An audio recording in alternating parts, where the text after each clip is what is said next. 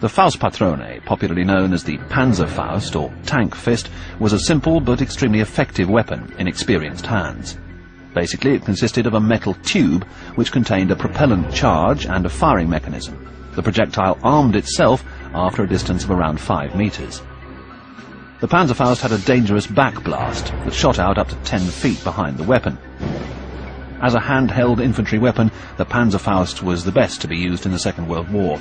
It was especially suited to the terrain in Normandy, where the opposing sides were constantly firing at very close quarters, with little room for fast withdrawal.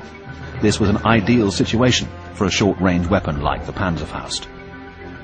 The Panzerfaust was light enough to be carried by one man, just over 11 pounds, and it packed a considerable punch. At 30 yards, its projectile could penetrate armour up to 200 millimeters thick. By the time of the Normandy campaign, an improved Panzerfaust had been introduced, capable of scoring hits at up to 80 yards.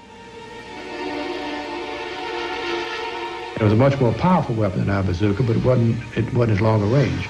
Our problem was our bazooka, the shape charge was too small in diameter, but it did have a pretty good range.